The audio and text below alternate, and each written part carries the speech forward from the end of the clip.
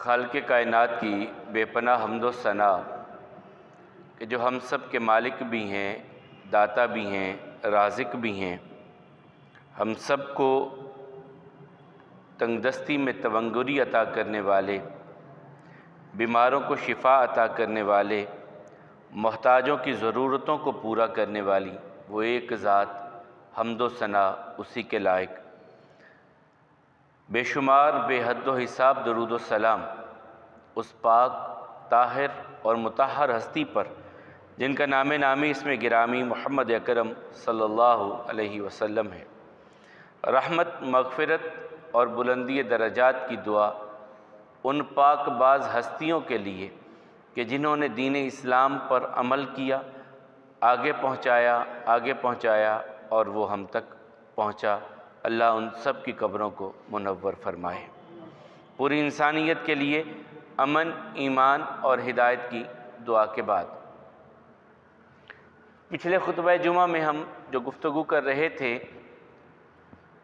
اللہ احکم الحاکمین کے پاک کلام میں سے سورہ ہمزہ کے حوالہ سے گفتگو تھی کہ اللہ تعالیٰ نے اس میں میرے اور آپ کے لیے جو احکامات دیے اور خاص طور پر ہمیں ڈرایا کہ یہ چیزیں تم میں نہیں ہونی چاہیے، اور وہ خاص طور پہ 3 چیزیں میں نے بیان کی تھیں کہ کسی پر طعن نہیں کرنا چاہیے، لعنت ملامت نہیں کرنی چاہیے، اور کسی کی غیبت نہیں کرنی چاہیے، اور اپنے مال کو سب کچھ سمجھ کر کے انسان کو اسی پر بھروسہ نہیں کر کے بیٹھ جانا چاہیے۔ یہ چیزیں اخلاقی طور پر انسان کے اندر گراوٹ لاتی ہیں، انسان کو گرا دیتی ہیں جب انسان ان معاملات کے ساتھ ملوث ہوتا ہے، کسی کو طعن کرتا ہے، کسی کی غیبت کرتا ہے، اپنے مال پہ بھروسہ کرتا ہے، دوسروں کو کمتر سمجھتا ہے، تو وہ انسان اخلاقی طور پہ بہت گر جاتا ہے۔ اسی کے بارے میں پھر رسول اللہ صلی اللہ علیہ وسلم نے فرمایا قیامت کے دن ترازو لگے گا، اعمال تلیں گے، اور عقیدے کے بعد سب سے بڑی چیز جو وزنی ہوگی، جس کا وزن بہت زیادہ ہوگا، وہ آپ کا حسن اخلاق ہوگا۔ آپ کا حسن اخلاق سب سے زیادہ وزن رکھنے والا ہوگا۔ اگر وہ بہتر ہوگا تو وہ اچھے اعمال کے طور پر بہت بڑی چیز ہوگی، اور اگر وہ اچھا نہ ہوا، آپ کا اخلاق، آپ کا کردار اچھا نہ ہوا، تو آپ کی برائیوں کے پلڑے کو وہ بھاری کر دینے والی چیز ہوگی۔ اللہ ہم سب کی نیکیوں کے پلڑے کو قیامت کے دن بھاری کر دے اور اپنی رحمت ہم سب کو عطا فرمائے، اور اخلاق کریمانہ جو کریم آقا علیہ الصلوۃ والسلام کے تھے، ان جیسے اخلاق اپنے اور اپنی اولادوں کے بنانے کی توفیق عطا فرمائے۔ قرآن کریم کی ایک سورہ مبارکہ ہے جسے سورہ قلم کے نام پر جانا جاتا ہے، اس میں اللہ تعالیٰ نے اپنے پیارے حبیب علیہ السلام کے اخلاق کے حوالے سے کچھ بات کی، وہیں سے آغاز کرتے ہیں۔ اللہ تعالیٰ فرماتے ہیں نون والقلم وما یسطرون ما انت بنعمت ربک بمجنون وان لک لأجرا غیر ممنون وانک لعلی خلق عظیم۔ نون قسم ہے مچھلی کی، والقلم اور قلم کی، وما یسطرون اور جو کچھ قلم لکھ رہی ہے اس کی قسم۔ ما انت نہیں ہے آپ، بنعمت ربک آپ کے رب کی نعمت احسان کے ساتھ، بمجنون مجنون، وَإِنَّ لَكَ اور یقیناً آپ کے لیے، لَأَجْرًا اجر ہے، غیر ممنون جو کبھی ختم ہونے والا نہیں ہے، وَإِنَّكَ لَعَلَىٰ خُلُقٍ عظیم اور یقیناً آپ بڑے عظیم اخلاق کے مالک ہیں۔ یہ رسول اللہ صلی اللہ علیہ وسلم کے حوالہ سے مشرکین مکہ کریم آقا علیہ الصلوۃ والسلام کو بعض اوقات مجنون کہتے کہ یہ تو استغفر اللہ مجنون ہیں، دیوانے ہیں، ان کی بات کا کیا کہنا اور ان کی بات کیا سننا۔ تو اللہ تعالیٰ ان کا جواب دے رہے ہیں اور قسم اٹھا کے دے رہے ہیں کہ جو کچھ قلم لکھ رہی ہے مجھے اس کی قسم ہے کہ محمد صلی اللہ علیہ وسلم مجنون نہیں ہے۔ اور ان کے لیے تو اللہ کے ہاں اجر ایسا ہے جو کبھی ختم ہونے والا نہیں ہے۔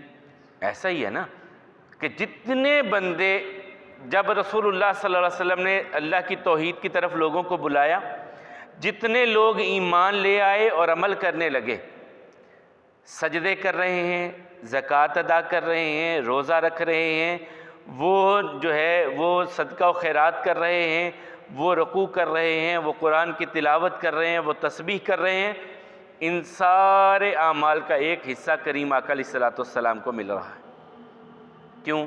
آقا فرماتے ہیں جو خود اچھا کام کرتا ہے اسے دیکھ کر دوسرے کرتے ہیں تو وہ پہلے نیکی کرنے والے کو جتنے بعد میں لوگ وہ عمل کرتے جائیں گے اجر ملتا چلا جائے گا۔ آقا کے امتی 2 ارب کے قریب، 2 ارب میں سے 1.5 ارب بھی نماز پڑھنے والے بن جائیں، یہ 1.5 ارب نمازی جب نماز پڑھتے ہیں تو ایک حصہ آقا علیہ الصلوۃ والسلام کو بھی ان کی نیکیوں کا ملتا ہے۔ ان لک لاجرا غیر ممنون، آپ کے لیے اجر ایسا ہے جو کبھی ختم ہونے والا نہیں ہے، کبھی ختم ہونے والا نہیں۔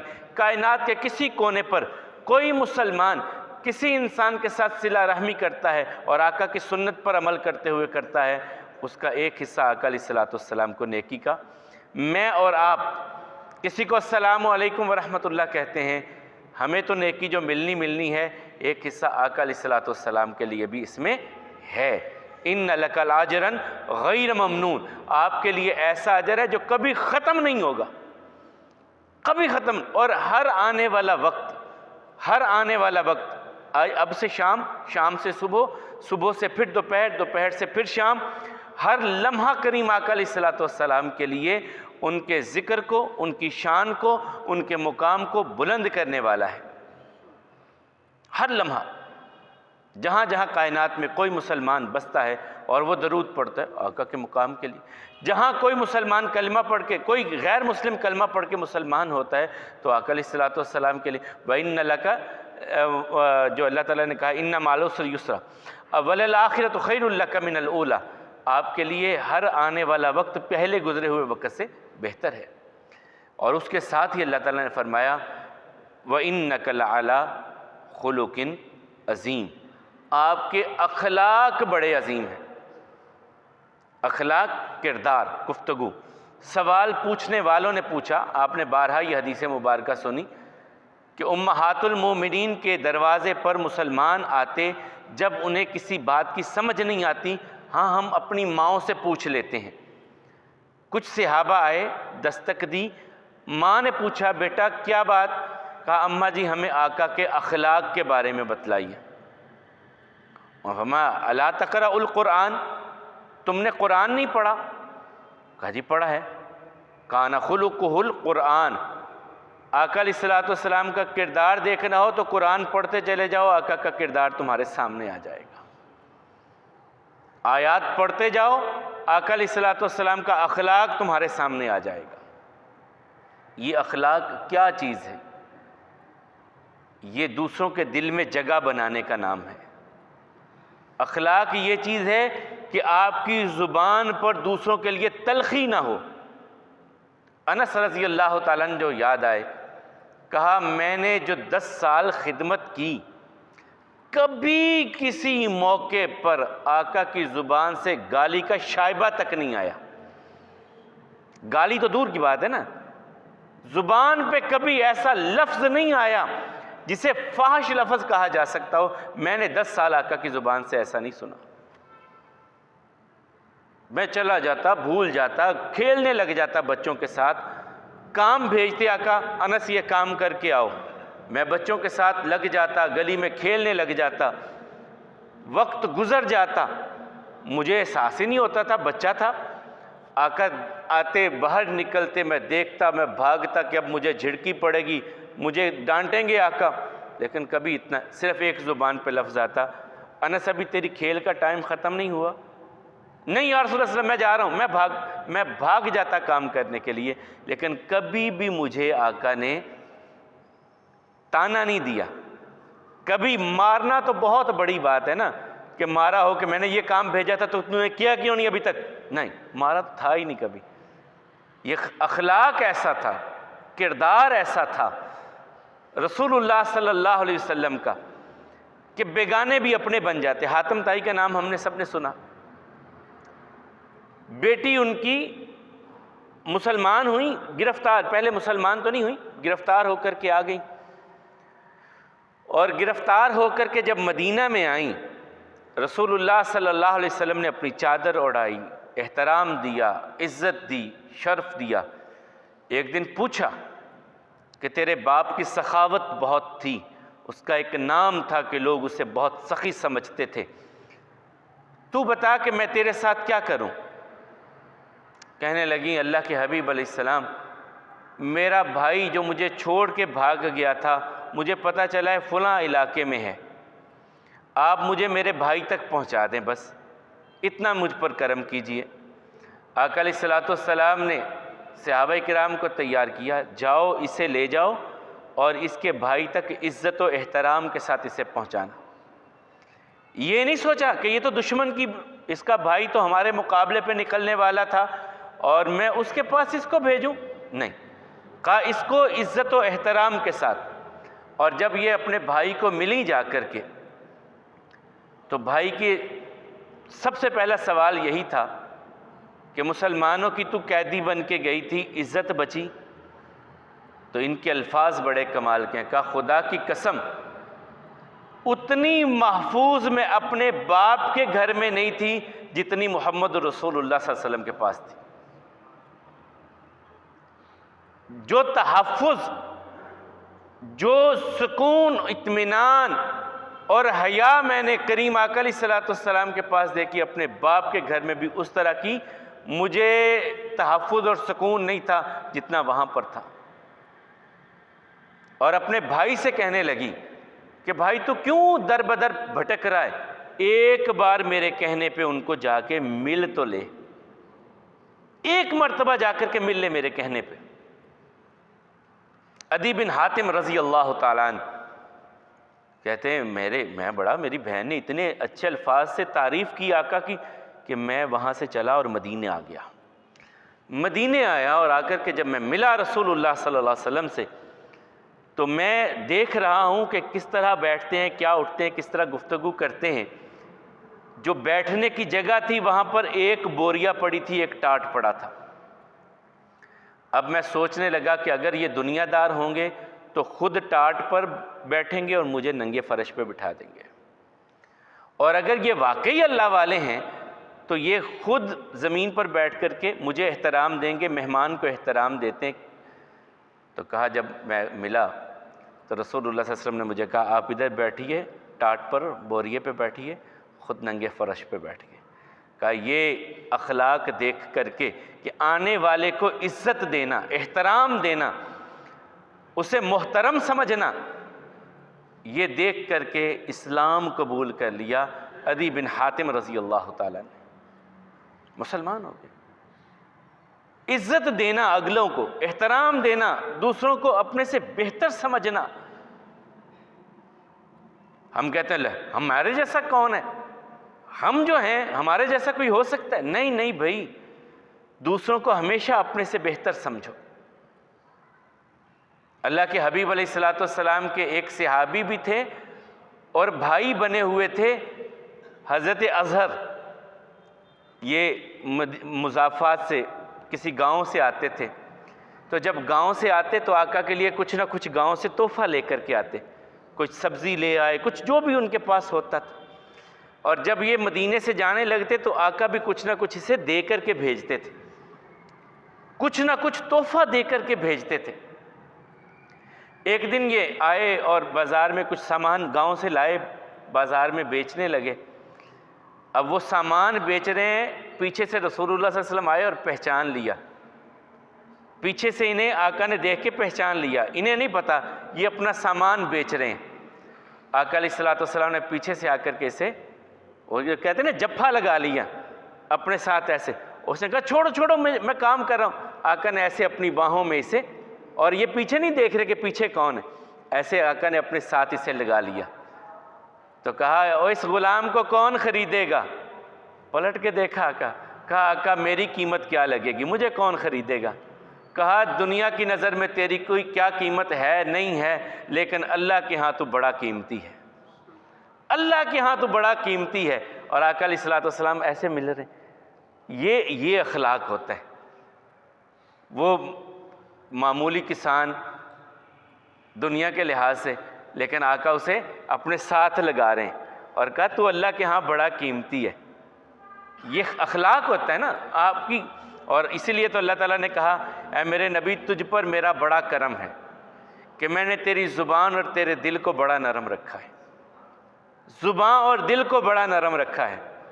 یار میں اور آپ کبھی سوچ سکتے ہیں کہ کوئی بندہ ہمیں پتھر مارے اور ہم کہیں کہ یا اللہ انہیں ہدایت دے دے؟ میں نہیں چاہتا کہ پتھروں میں انہیں پیس دیا جائے، میں تو ان کے لیے دعا ہی کر رہا ہوں، ہو سکتا ہے ان کی نسلوں میں تیرے دین پہ عمل کرنے والے آ جائیں. یہ اخلاق تھا ہمارے آقا علیہ الصلوۃ والسلام کا. طائف کا واقعہ ہم جانتے نہیں ہیں.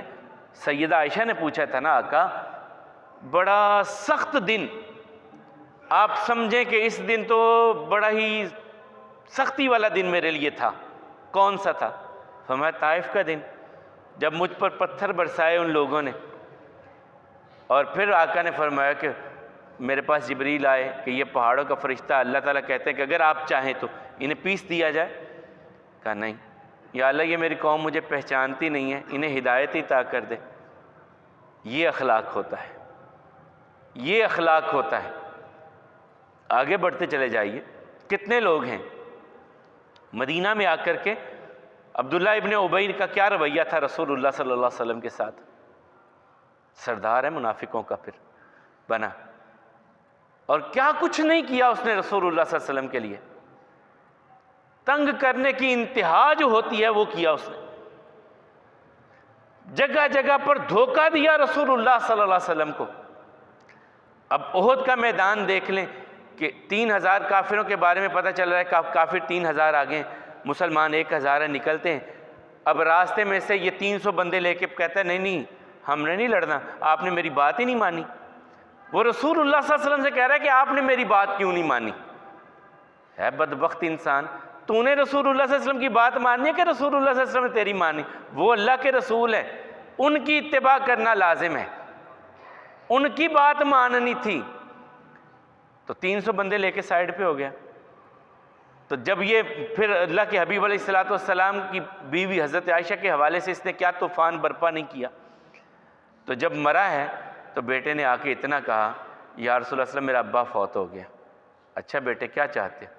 کہا میرے باپ کا جنازہ پڑھا دیں، میرے باپ کا جنازہ پڑھا دیں. عمر فاروق نے کہا نہیں یا رسول اللہ صلی اللہ علیہ وسلم بڑی تکلیفیں دی ہیں اس نے، اس کا جنازہ نہیں پڑھانا.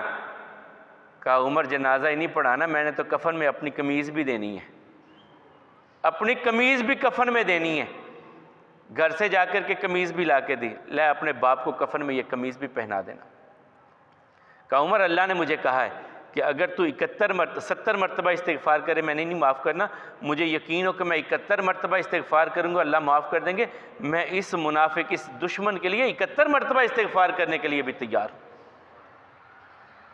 یہ اخلاق کہ کبھی زندگی میں جو کسی کے لیے بد دعا نہ دے، کسی کو تکلیف نہ دے، لوگوں کی تکلیفیں سمیٹ لیں. اور کبھی ایسا ہوتا کہ کوئی آ جاتا اور آ کر کے کوئی بچہ ہی آ کر کے کہتا یا رسول اللہ صلی اللہ علیہ وسلم یہ میں کام. صحابہ کرام میں بیٹھے ایک دن ایک بوڑھیا آ گئی یا رسول اللہ صلی اللہ علیہ وسلم میرے ساتھ چلیے میرا ایک کام ہے. یہ نہیں کہا کہ میں کسی کو بھیج دوں، کہا اچھا چلو آؤ. وہ گئی اپنا کام مکمل کیا، واپس آنے لگی تو پھر اس کے ساتھ واپس. یہ تھا کہ اس کو یہ نہیں کہا کہ میں تیرے ساتھ جاؤں، تیری اوقات کیا اور میں کیا. نہ یہ کبھی نہیں کیا، کبھی بھی ایسا نہیں کیا. اور پھر اپنے آپ تھوڑا سا اگر آ جائیں فتح مکہ کی طرف چلے آئیں، فتح مکہ کے اس پورے ماحول کو دیکھیں کہ آقا علیہ الصلوۃ والسلام اس سے پہلے مکہ سے جب نکلے تو روتے ہوئے گئے. ہجرت جب کی آقا نے مکہ چھوڑنا پڑا، کافروں نے تدبیر بنا لی، سازش کر لی کہ آقا کو گھر میں شہید کر دیا جائے گا. اللہ نے بتا دیا، اللہ نے کہا آپ مکہ چھوڑیے مدینہ چلے جائیے. اس حالت میں روتے ہوئے گئے کہ اے بیت اللہ تجھے چھوڑ کے جانے کو جی نہیں چاہتا، لیکن تیرے رہنے والوں نے میرا جینا مشکل کر دیا یہاں پر، اس لیے تجھے چھوڑ کے جا رہا ہوں. اور روتے ہوئے آقا گئے. لیکن جب مکہ میں واپس آئے کیا پوچھا تھا سب سے؟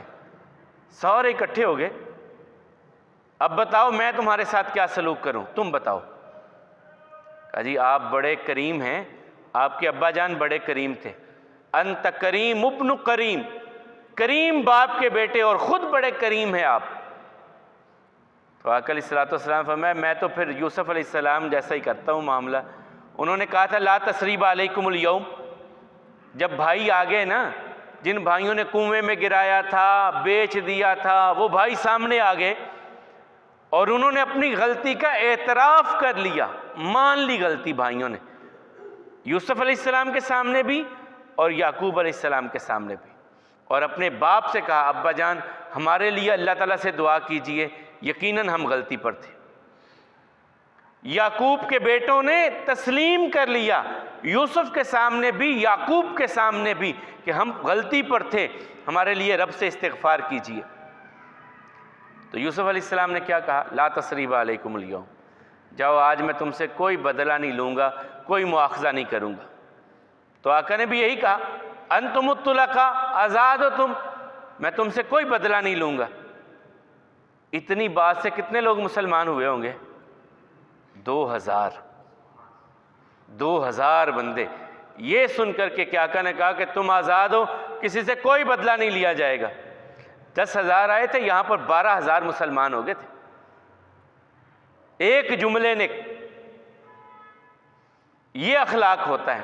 اور وہاں سے حنین میں جب گئے، حنین سے لوگ گرفتار ہوئے، قبیلہ بنو حوازن کے، اور پھر آقا کی وہ دائیہ سیدہ حلیمہ آئیں سفارش کے لیے، وہ دودھ شریک بہن آئیں۔ انہوں نے جب آقا علیہ السلام کے پاس آئیں تو آقا نے اپنی چادر بچھا دی۔ اب لوگ حیران کہ ایک بڑھیا کے لیے آقا اپنی چادر بچھا رہے ہیں۔ کہا یہ تو میری ماں ہے، جس نے مجھے دودھ پلایا میری ماں ہے۔ یہ احترام بتلایا، جس چادر کا ذکر اللہ قرآن میں کرے وہ چادر بچھا دی جائے۔ اور پھر آقا علیہ السلام سے کہا کہ میرے خاندان قیدی بن کے آپ کے پاس آیا ہے، کہا ان سب کو آزاد کر دو، ان سب کو آزاد کر دو۔ لوگوں نے دیکھا آقا یہ تو آپ کے رشتہ دار، یہ آپ کی دودھ شریک ماں، یہ آپ کی دودھ شریک بہن، یہ سفارش آپ کے پاس آئی ہیں، ہم آپ کے کہنے پہ، آپ کے رشتے، آپ کے تعلق کی وجہ سے ان سب کو آزاد کرتے ہیں۔ اور وہیں پہ پورا یہ قبیلہ مسلمان ہو گیا۔ ایک احسان، اخلاق کریمانہ کی ایک جھلک، اور پورے کا پورا قبیلہ مسلمان ہو گیا، پورا قبیلہ مسلمان ہو گیا۔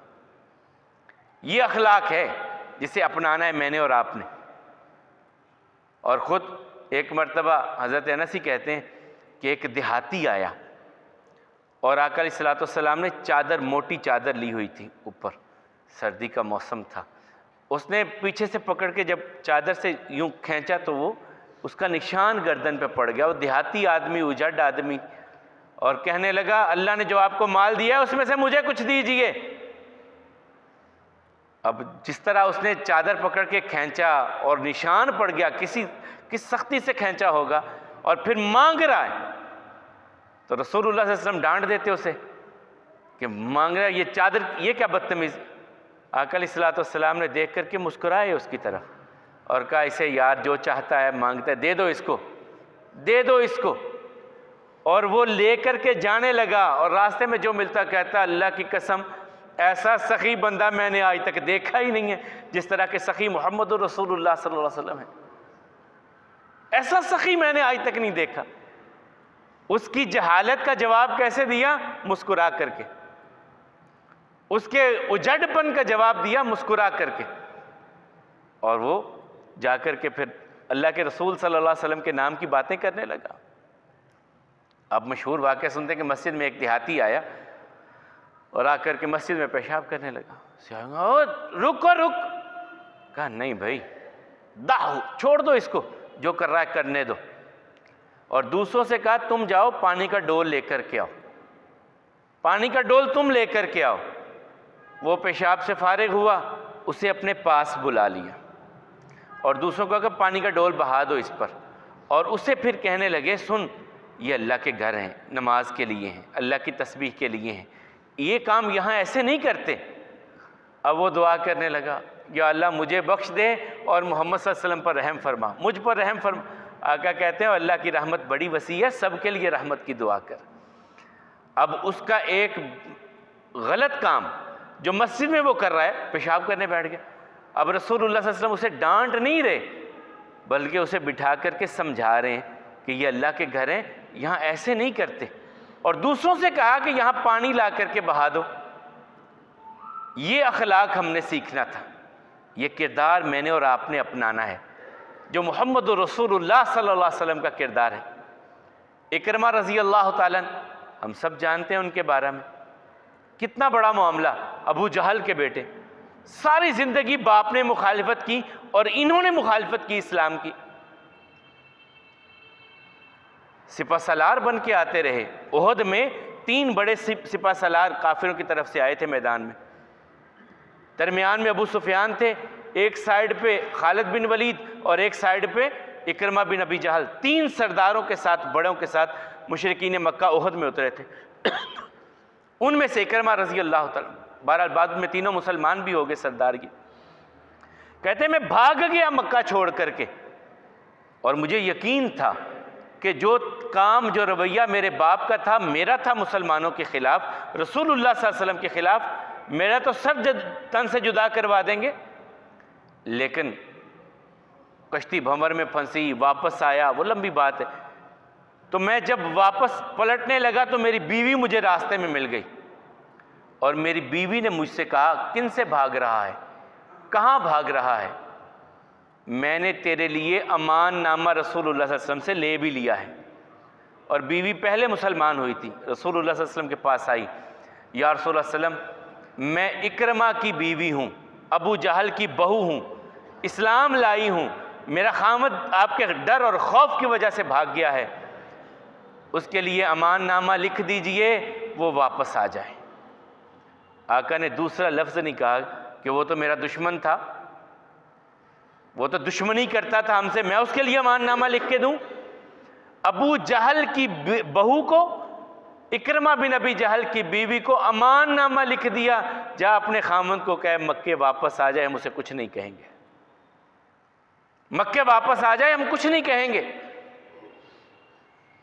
اور پھر جب وہ واپس آئے، جب پتہ چلا کہ آقا نے امان دے دی ہے، وہ سیدھا رسول اللہ صلی اللہ علیہ وسلم کے پاس آئے اور اسلام قبول کیا، ایمان کی دولت سے بہرہ بر ہوئے. یہ اخلاق اتنی بڑی چیز ہے کہ جس کے ساتھ آپ دوسروں کو مسخر کر سکتے ہیں، دوسروں کے دلوں میں جگہ بنا سکتے ہیں.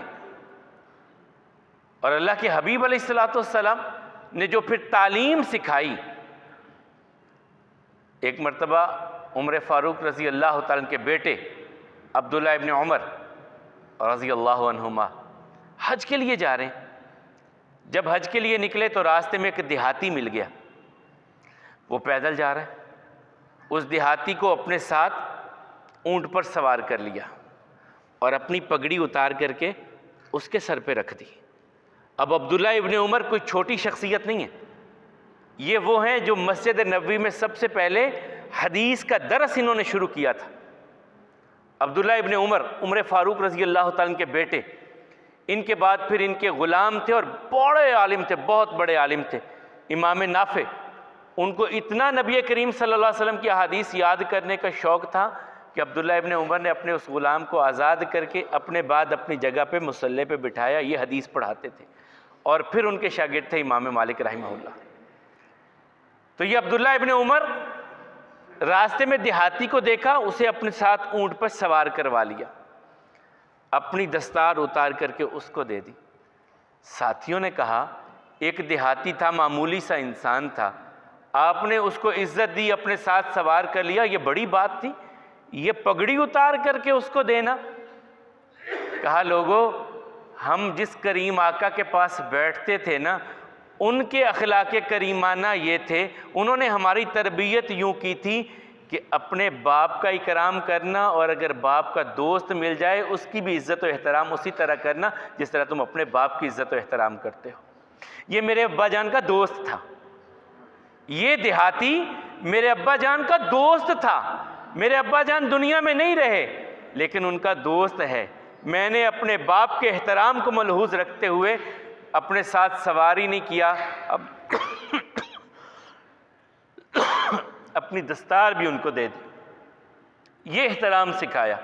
اور اسی احترام کے بارے میں تو آقا علیہ الصلوۃ والسلام سے ایک مرتبہ سوال ہوا اخلاق کے بارے میں، یا رسول اللہ صلی اللہ علیہ وسلم، ایک خاتون ہے صدقہ خیرات بہت کرتی ہے، بہت صدقہ دیتی ہے، فرضی روزے رکھتی ہے، ساتھ نفلی روزے بھی بہت رکھتی ہے، حج بھی، تلاوت بھی، سب کچھ ہے، لیکن زبان بڑی تلخ ہے، اس کی زبان سے اس کے ہمسائے محفوظ نہیں ہیں، اخلاق اچھا نہیں ہے اس کا۔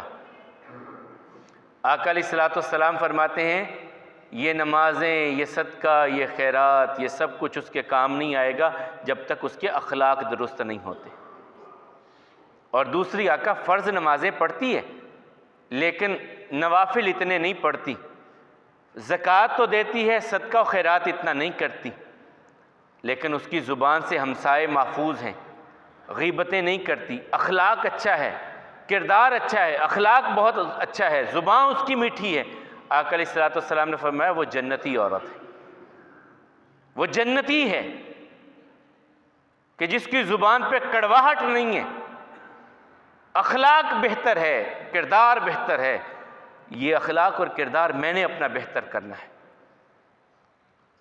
ہماری زبان سے دوسرے محفوظ ہوں، ہماری زبان پہ کسی کے لیے کڑواہٹ نہ ہو، ہماری زبان پہ مٹھاس ہو، ہم دوسروں کے لیے خیر خواہی کرنے والے ہوں، اپنے اخلاق کے ساتھ لوگوں کے ساتھ معاملہ کرنے والے ہوں، حسن اخلاق کے ساتھ معاملہ کرنے والے ہوں۔ یہ نہ ہو جب دنیا سے زندگی گزار کے جائیں تو لوگ کہیں خس کم جہاں پاک، گیا جان چھوٹی۔ ایسا رویہ نہیں ہونا چاہیے۔ ایسے ہوتے ہیں نا لوگ، کوئی مر جائے اور لوگ اس سے اتنے تنگ ہوتے ہیں بعض اوقات، وہ کہتے ہیں یار گیا جان چھوٹی، بوجھ اترا، اسی کو فرض ہے خس کم جہاں پاک، یہ نالائق گیا اور زمانہ پاک ہو گیا۔ ایسا نہیں ہونا چاہیے، بلکہ جب آپ جائیں تو لوگ آپ کی گواہی، جو آقا علیہ الصلوۃ والسلام بیٹھے ہوئے ہیں، ایک جنازہ گزرا، کہا یار بڑا اچھا آدمی، بڑا جی بڑا بہت کمال آدمی، کہا وجبت۔ ایک اور جنازہ گزرا، کہا جی اس جیسا تو برا تھا ہی نہیں، کہا وجبت۔ یا رسول اللہ صلی اللہ علیہ وسلم یہ کیا؟ ایک کی تعریف کی گئی تو آپ نے کہا وجبت، ایک کی جو ہے وہ بات کی گئی کہ وہ اچھا نہیں تھا تو آپ نے کہا وجبت۔ کہا جس کی لوگوں نے گواہی دے دی کہ یہ برا تھا اس کے لیے جہنم واجب ہو گئی، اور جس کی لوگوں نے گواہی دے دی کہ اس کا اخلاق اچھا تھا اس کے لیے جنت واجب ہو گئی۔ تو اپنے لیے اچھی گواہیاں لوگوں سے لینے کی کوشش کیجئے کہ آپ کے جانے کے بعد لوگ اچھی گواہی آپ کے بارے میں دیں، آپ کے اخلاق کے بارے میں، آپ کے کردار کے بارے میں اچھی گواہی آئے، ایسی کوشش کیجئے کہ لوگ کل کہیں ہاں یار ایک وہ جو کسی نے کہا دنیا انتے رکھ فقیرہ ایسا بین کھلون، کول ہو میں تے حسن سارے دور ہو میں تے رون۔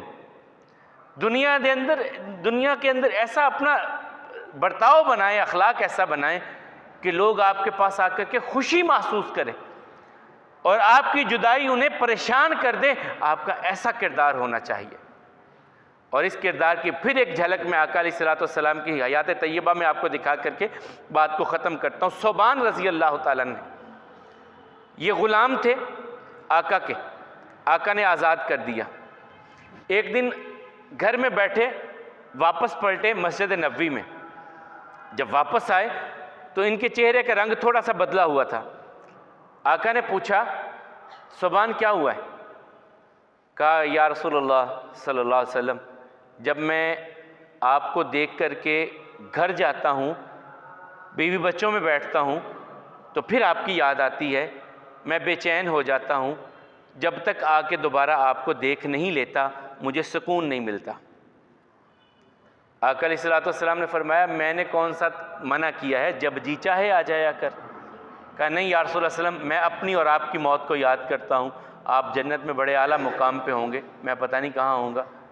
پھر اللہ تعالیٰ نے آیت مبارکہ اتاری سورہ نساء کی، جو اللہ اور اس کے رسول کی فرما برداری اختیار کرتے ہیں، وَمَن يُطِعِ اللَّهَ وَرَسُولَهُ أُولَٰئِكَ الَّذِينَ أَنْعَمَ اللَّهُ عَلَيْهِم مِّنَ النَّبِيِّينَ وَالصِّدِّيقِينَ وَالشُّهَدَاءِ وَالصَّالِحِينَ وَحَسُنَ أُولَٰئِكَ رَفِيقًا۔ تم اللہ اور اس کے رسول کی فرما برداری میں زندگی گزار دو، اللہ نبیوں، صدیقوں، شہیدوں کا تمہیں ساتھ عطا کر دیں گے۔ تو محترم حضرات، وقت اختتام کی طرف چلا گیا۔ آج کی ہماری بات یہ تھی کہ اپنے اخلاق کو مزین کیجئے، خوبصورت بنائیے، اپنے کردار کو خوبصورت بنائیے، اور اس اخلاق اور کردار کے لیے سب سے بہترین نمونہ، سب سے بہترین اخلاق جسے اللہ تعالیٰ نے کہا وَإِنَّكَ لَعَلَىٰ خُلُقٍ عَظِيمٍ، آپ خلق عظیم کے مالک ہیں، وہ محمد رسول اللہ صلی اللہ علیہ وسلم کی ذات طیبہ ہے۔ ان جیسی اپنے اخلاق بنانے کی کوشش کیجئے، اپنی زبانوں کو نرم کیجئے، اپنی زبانوں پہ مٹھاس لائیے، دوسروں کے لیے احترام لائیے، یہ سوچ کر کہ میں بڑی بلا ہوں، میں کسی کو کیا سمجھتا ہوں، یہ آپ کے اعمال کو برباد کر دینے والا فکرہ ہے کہ میں کسی کو کیا سمجھتا ہوں، کسی کی کیا حیثیت ہے میرے سامنے، کسی کی کیا اوقات ہے میرے سامنے۔ یہ بد اخلاقی ہے۔ اخلاق یہ ہے کہ دوسروں کو اپنے سے بہتر سمجھیے، دوسروں کے بارے میں اچھا گمان کیجئے، رویے اپنے بہتر کیجئے، تاکہ آپ کے اعمال جو بھی ہیں انہیں جب اللہ تعالیٰ کے سامنے پیش کیا جائے اور ترازو میں آپ کے اعمال تلنے لگیں، وہاں سب سے بھاری چیز اعمال میں آپ کا حسن اخلاق ہوگا۔ جتنا آپ کا اخلاق بہتر ہوگا، آپ کے اعمال میں اتنا زیادہ وزن ہوگا۔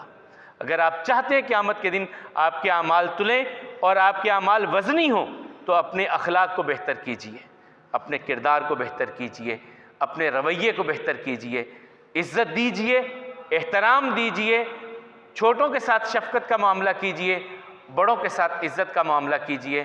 اللہ آپ کو دنیا میں بھی عزتیں عطا فرمائے، اللہ تعالیٰ آخرت میں بھی آپ کو اور ہم سب کو، جس طرح مالک نے دنیا میں ہم سب کے عیبوں پہ پردے ڈالے ہیں، قیامت کے دن ہم سب کے عیبوں پہ پردہ ڈالیں۔ مالک و مولا دنیا اور آخرت کی رسوائیوں سے ہم سب کو محفوظ فرمائیں۔ ہماری اولادوں کو اخلاق کریمانہ ہمیں اپنی اولادوں کو سکھانے کی توفیق عطا فرمائیں۔ ہماری زبانوں کو نرم کر دیں، ہمارے دلوں کو نرم کر دیں، ہمارے دلوں کو نفرتوں سے، حسد سے، بغض سے پاک کر دیں، اور نور ایمان، نور قرآن سے ہمارے دلوں کو مزین کر دیں۔ مالک و مولا ہم سب کو کریم آقا علیہ الصلوۃ والسلام کے اخلاق جیسا اخلاق اپنانے کی توفیق عطا فرمائیں، اپنی اولادوں کی تربیت اسی نہج پہ کرنے کی توفیق عطا فرمائیں، اور اس میں جو کمی کوتاہی ہے اپنے فضل، اپنی رحمت سے ہم سب کو معاف فرما دیں۔ مالک و مولا بیماروں کو شفا عطا فرمائیں، تنگ دستوں کی تنگ دستی کو دور فرمائیں، مقروضوں کو قرض کے بوجھ سے نجات عطا فرمائیں، ہم سب کو حلال، طیب اور وافر رزق عطا فرمائیں، اپنے ہی در کا فقیر بنائیں، غیروں سے ہم سب کو بے نیاز کر دیں۔ اے بے نیاز اللہ، اپنے ہی در کا فقیر بنانا، غیروں سے ہم سب کو بے نیاز کر دینا، اور ہماری زندگیوں میں خوشی، خوشحالی، امن، ایمان اور سلامتی ہم سب کو عطا فرمانا۔ ہمارے گھروں میں اپنی رحمتوں کو نازل فرما۔ اے مالک و مولا ہمارے گھروں میں اپنی رحمتوں کو نازل فرما، ہمارے وطن کی حفاظت فرما۔ اس وقت جو معاملات ہر طرف سے ہم گھرتے چلے جا رہے ہیں، اور یہ یقیناً یہ بھی اللہ کے ایک عذاب کی صورت ہے کہ ہم آپس میں باہم دست و گریباں ہو گئے، پہلے افغانستان کے ساتھ، اب ایران کے ساتھ، ادھر انڈیا، چاروں طرف سے ہم غیر محفوظ سے ہوتے چلے جا رہے ہیں۔ مالک ہم سب کے حال پہ رحم فرما۔ یقیناً یہ بھی ہماری ہی کوتاہیوں کا نتیجہ ہے، ہماری ان کوتاہیوں کو معاف فرما، ان گناہوں کو معاف فرما جن گناہوں کی وجہ سے یہ معاملات ہمارے ساتھ بنتے چلے جا رہے ہیں۔ ہم سب پر اپنی رحمت نازل فرما، اس وطن عزیز کی حفاظت فرما، اور ہم پر ایسے حکمران لا جو تیری مخلوق پر رحم کرنے والے ہوں۔ اقول قولی ھذا والحمد للہ، استغفر اللہ لی ولکم ولسائر المسلمین۔